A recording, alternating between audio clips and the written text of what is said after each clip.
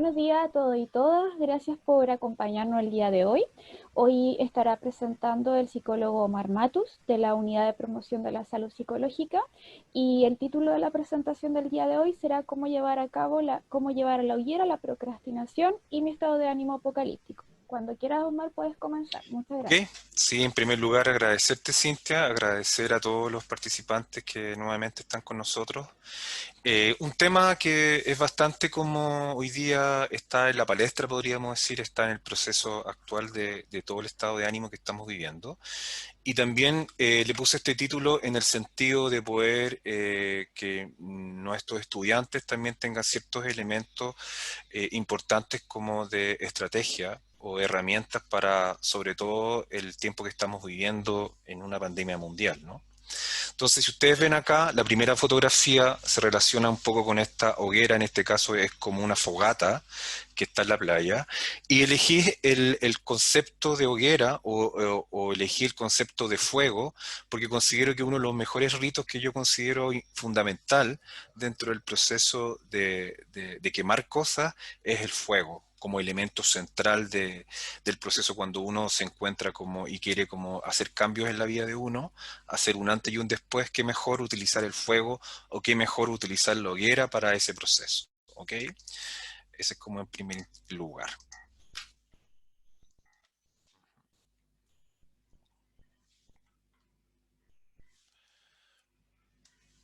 Ok, por lo tanto, bienvenida, la conexión también, a nivel de algún elemento que pueda interrumpir, ¿cierto? Tratar de volvernos y de volver a conectarnos, un poco de ruido ambiente que pueda existir también. Voy a tratar de ir levantando mi voz para que no se interrumpa el conversatorio, una discusión y comentario al final. Como ustedes pueden ver acá, generalmente estamos en este proceso, ¿cierto? Aquí hay un dato interesante. La pandemia del COVID tiene al más del 90% de los estudiantes del mundo y de 188 países confinados en sus casas y sin clases presenciales, según los últimos datos de la UNESCO desde el 7 de abril de 2020. ¿Y esto qué nos señala? Nos señala varios elementos. Uno, que necesariamente hay un estado de ánimo que nos está agobiando, necesariamente lo que habíamos también conversado en otros conversatorios, ¿cierto? Es que existe este estado que está en el confinamiento, que ha cambiado como la modalidad de cómo relacionarnos. Hemos estado mucho tiempo y muchos ya seguimos estando, ¿cierto?, en casa, donde también no ha cambiado nuestra modalidad de interacción desde una pantalla o desde lo telemático que estamos en este momento, ¿cierto? Eso es un punto importante. ¿Por qué es importante? ¿Cierto? Porque esta pandemia nos llevó a nuevas rutinas, a nuevos hábitos muy alejados por lo general de lo que habíamos vivido anteriormente, ¿cierto? Esto marca como un antes y un después, desde ahí. Esto es bien apocalíptico, ¿no? Por eso un poco también el nombre del conversatorio. Esto es como una fotografía que irradia en la pintura, ¿cierto? Este fin del mundo, este caos, donde está como todo desolado, ¿cierto? Y se asemeja mucho también a estas películas de ciencia ficción, ¿no? Donde hay estos elementos como bien catastróficos, ¿no? Con estas visiones bien dark en la noche que da como esta iluminación de nada, que nada es posible o que nada no se puede lograr, ¿de acuerdo? No obstante, esta figura que vemos acá nos indica varias cosas importantes también. Primero, en esta gráfica, hacer una reflexión, todos y todas en este momento, ¿cierto?, de esta línea de tiempo desde nuestro estado de ánimo antes de la pandemia y nuestro estado de ánimo en pandemia. Y preguntarles un poco a ustedes que están mirando esta gráfica en términos de que cómo se ven desde este estado, en qué porcentaje estaban anteriormente y en qué porcentaje están hoy día en pandemia. Si ha habido una variación importante de eso, si ha sido el ambiente que muchas veces ha influido como para este proceso que uno está viviendo de estado de ánimo, o todo sigue igual. Yo me imagino que ahí han habido cambios individuales, familiares en todo este proceso. Entonces, mirar este gráfico como para hacer como esa reflexión, ¿no? En ese momento.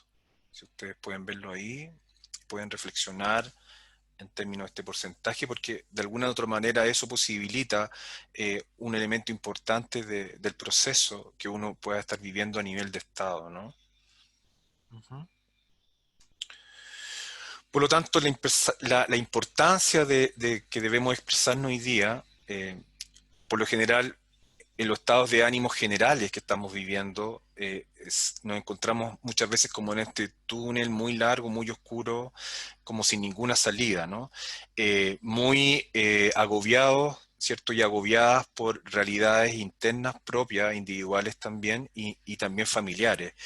Y partiendo de los estudiantes, ¿cierto? Este año, nuevamente como con telemático, en el cual obviamente afecta mi estado de ánimo, afecta mi concentración y afecta en sí mi vida en general, no solamente lo académico, sino que este estado de ánimo de pandemia, de lo que vivíamos delante y el después a nivel de pandemia, provoca y produce, ¿cierto?, en nosotros un estado distinto a lo anterior y que muchas veces encontramos sin salida.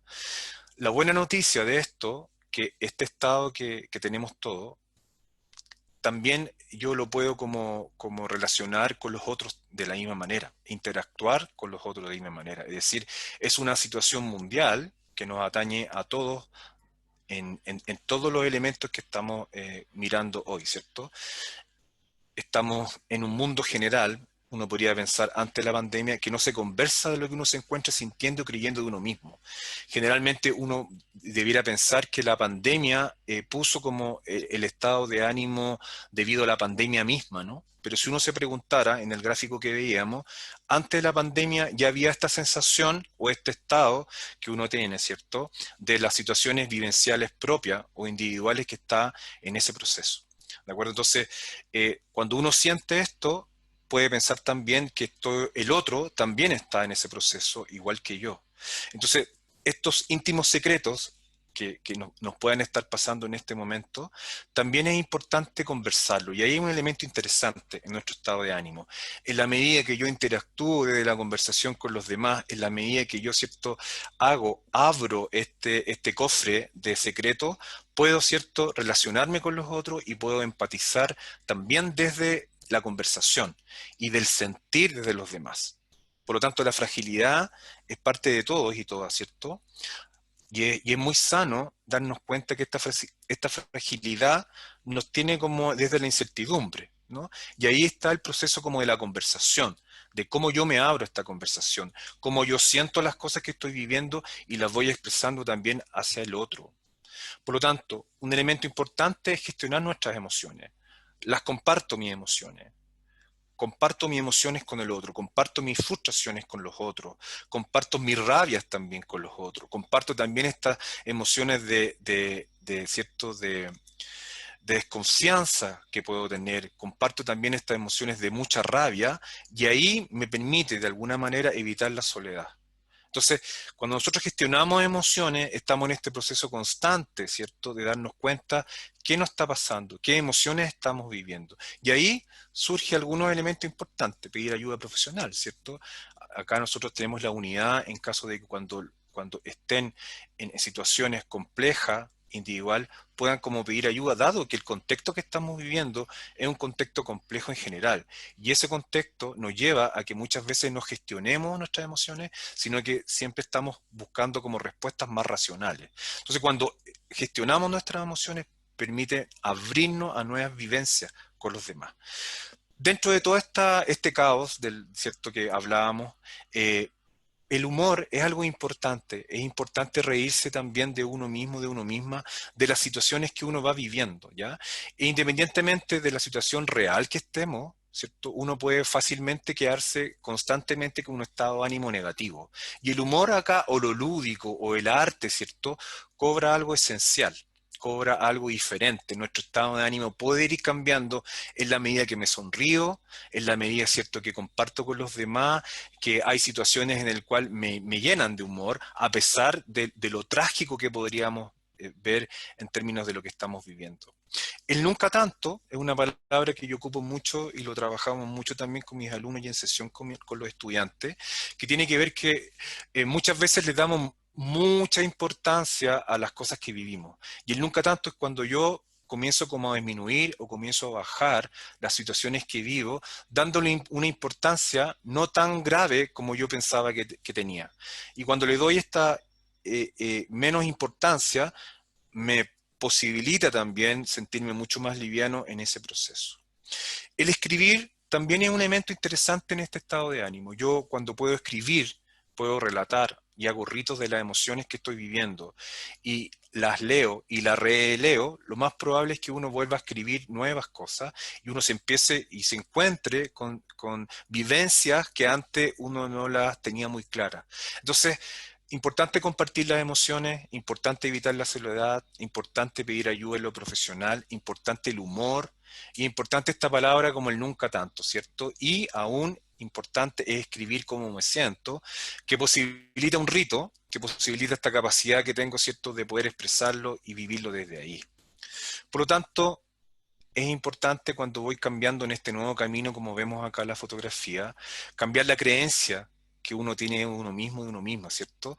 Romper con el problema y romper con esta culpa que muchas veces uno tiene de las cosas que no resultan, específicamente como a nivel académico, específicamente como a nivel individual, específicamente en mi relación familiar también. Pensar que esas situaciones que uno vive puede ir como modificándolas en el tiempo y cuando no puedo modificarlo solo, sola, ahí está la importancia de pedir ayuda también como en este caminar nuevo, ¿cierto? Importante volver a amarse, ¿cierto? Las veces que sea necesario y saber que existen personas dispuestas a escucharnos. Siempre, a pesar de la dificultad que estamos en este contexto, tenemos personas que nos pueden escuchar. Tenemos personas que sí están al lado de nosotros. Ahí es importante poder dar el paso para que estas personas puedan escucharnos, porque si yo no puedo compartirle las cosas que estoy viviendo, es muy difícil que estas personas puedan escucharse. Entonces, ahí está la apertura que uno puede ir teniendo en términos de el abrirse y comentar lo que uno está viviendo y poder de alguna manera igual expresar estas emociones que están en uno y que nos complican en momentos determinados. Por otro lado, debemos ir trabajando a eliminar el juicio acerca de lo que los otros, ¿cierto?, tienen con respecto a lo que estoy viviendo. Muchas veces los otros comprenden de una manera diferente o tratan de comprender de una manera distinta lo que uno vive. Y como son experiencias muy privadas, son experiencias muy íntimas, por lo general no hay una comprensión adecuada. Y debemos pensar de que sí hay personas que están como pendientes de nosotros y que puedan comprender estas situaciones que podemos estar viviendo hoy en día. Por lo tanto, ahí es importante ir abriéndonos para esta comprensión. ¿Cierto? ¿Cuál es uno de nuestros enemigos hoy día en este estado de ánimo y específicamente, ¿cierto?, para nuestros estudiantes que nos acompañan hoy día, ¿cierto? Acá está la Mafalda, ¿cierto? Y dice, bueno, no dejes para mañana lo que puedas hacer hoy. Desde mañana mismo empiezo, ¿no? Entonces, esta gráfica que muestra la Mafalda, que ella es muy sabia, ¿no?, en toda esta visión de niño y de niña, nos permite darnos cuenta que nuestro estado de ánimo en sí tiene efecto. Y uno de los efectos, además de todos los elementos que estamos viendo a nivel individual, también tiene que ver con nuestro lado académico o con nuestra función desde la academia, ¿no?, que nos puede estar influyendo desde la procrastinación. Y desde esta perspectiva, nosotros podemos ir dándonos cuenta y haciendo la pregunta, ¿no? ¿Qué son las cosas de nuestro ciclo de procrastinación que nos están como sacando de lo que es relevante para nosotros? Ahí, si ustedes ven, hay esta cierta gráfica que va mostrando algunos elementos que le pueden hacer sentido. También importante los games, ¿no? Hoy día se está jugando mucho en línea, ¿no? Y los estudiantes lo hacen y nuestros estudiantes también lo hacen. Y muchas veces eso va quitando tiempo para otras tareas que son más relevantes. Por lo tanto, ahí un poco la reflexión, ¿no? ¿Qué estímulos puedes identificar hoy día que están como alejándote o alejándonos de aquellas tareas o actividades que son requeridas hoy día en nuestro proceso académico, ¿cierto? En nuestro proceso de aprendizaje? Por ejemplo, uno de los elementos de la procrastinación también puede ser, ¿cierto?, pensar que escuchando las grabaciones posteriores que el profesor realiza en su clase, yo puedo tener mayor control de la clase que falté. La pregunta es, no sé si le ha pasado que cuando uno comienza como a registrar clases, se van juntando y nunca reviso las grabaciones. Entonces, cuando hablamos de este ciclo de procrastinación, incluimos también estos elementos nuevos que pueden ser elementos importantes de este proceso, que nos posibilita mirar de manera distinta y decirnos, puede ser que hay otros estímulos que no son tan relevantes para mí y que también me están conduciendo a sacarme del foco. ¿Mm? Vamos a mirar un poco acá para que también reflexionemos en ese proceso.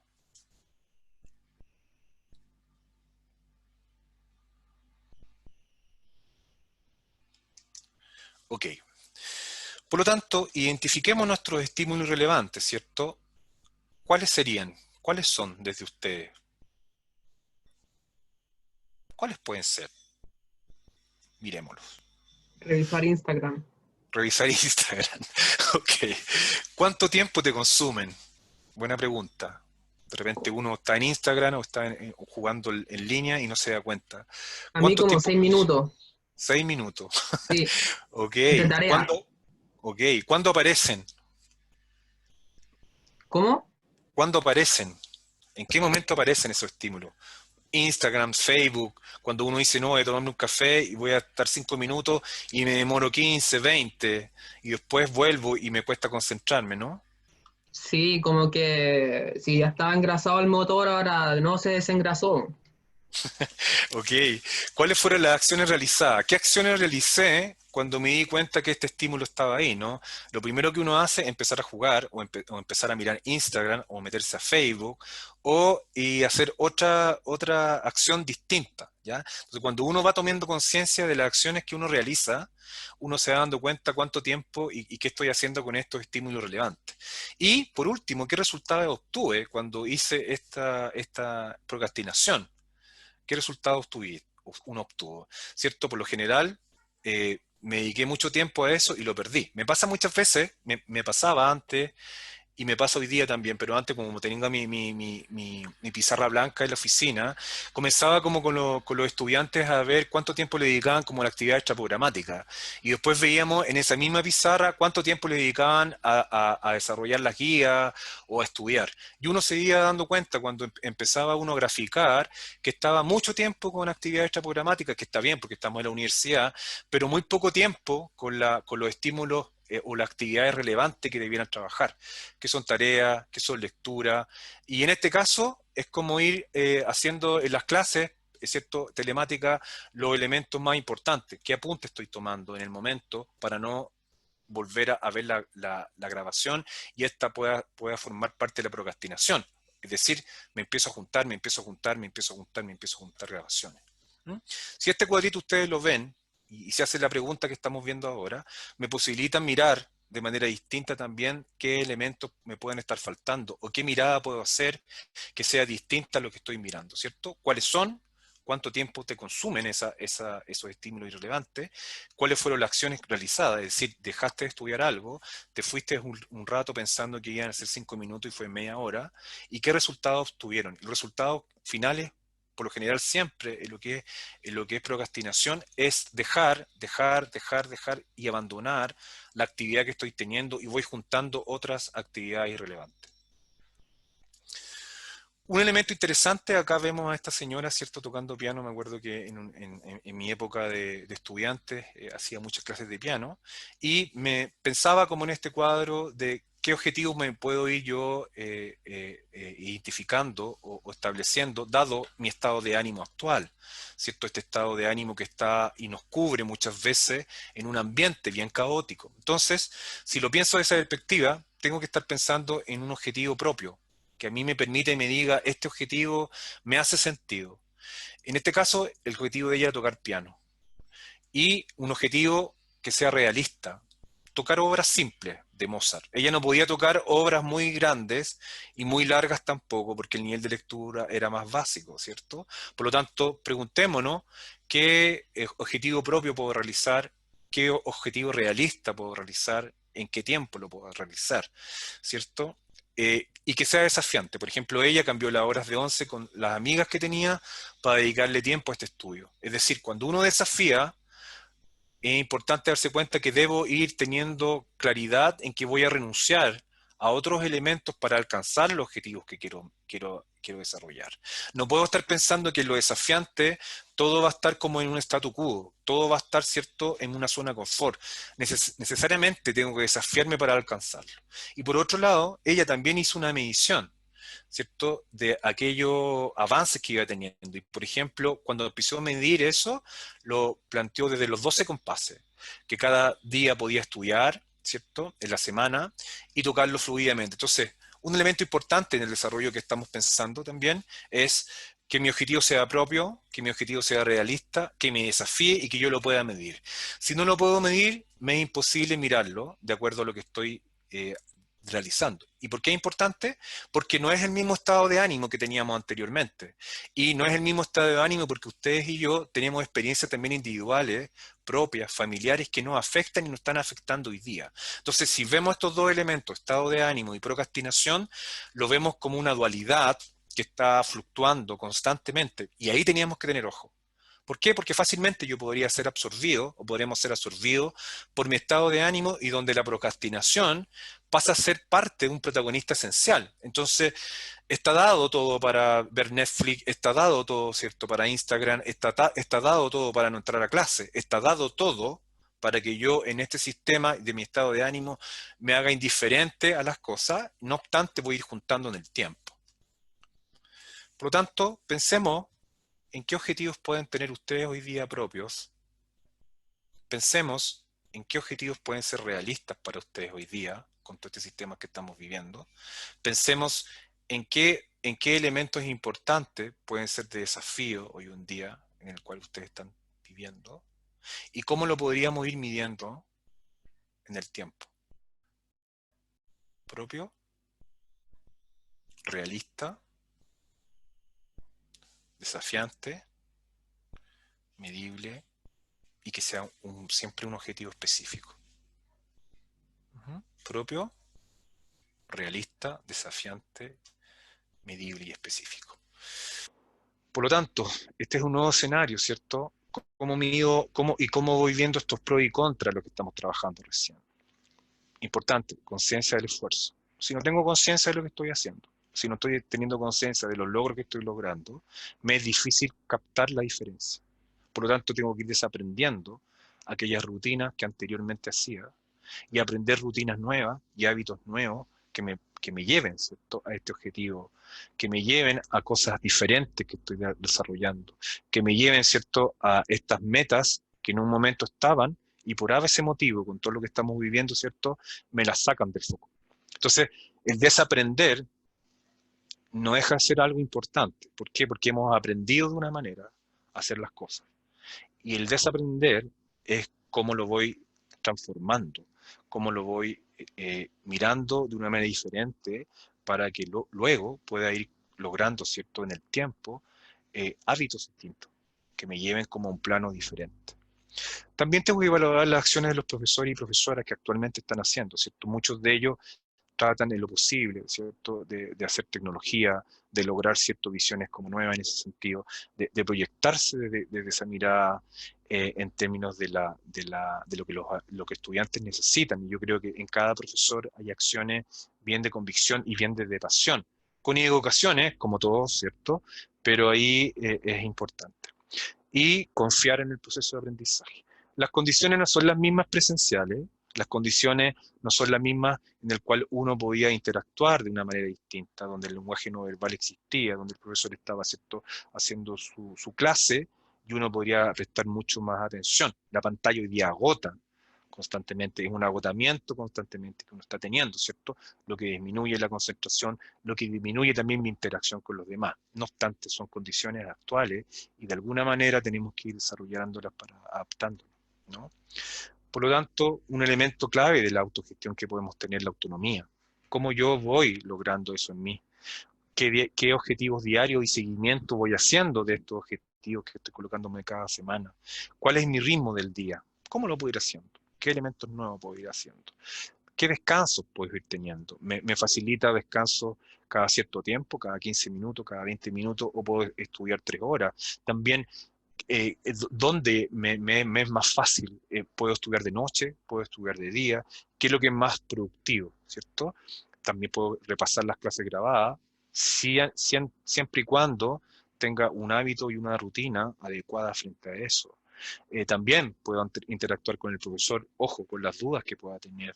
¿Qué pasa si se me juntan las dudas? Entonces, esta clave de la autogestión es fundamental. Y interactuar con mis compañeros. Yo me imagino que sus compañeros también, compañeras, están en situaciones complejas también de aprendizaje, que como que a todos nos viene de la misma manera. Entonces, estos elementos que vemos acá, autonomía, objetivo diario de seguimiento, nuestros propios ritmos del día, nuestros propios descansos, el hecho de repasar las clases, interactuar con el profesor, interactuar con nuestros compañeros, posibilita una mirada también distinta en este proceso.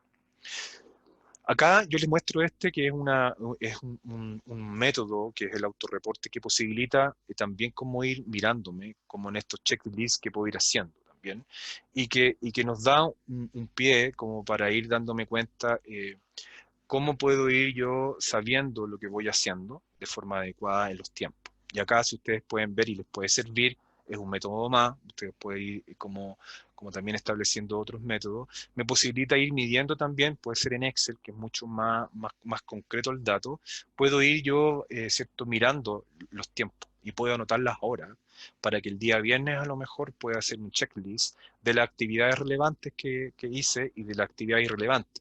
¿Cierto? Y cuando hablamos de lo irrelevante, recordar, estamos mirando lo que es la procrastinación. Entonces, ¿qué me posibilita el autorreportearme o el autogestionarme? Me posibilita tener una claridad de la conducta que estoy haciendo, ¿cierto? De los logros que estoy adquiriendo, de las metas que estoy adquiriendo también en el tiempo.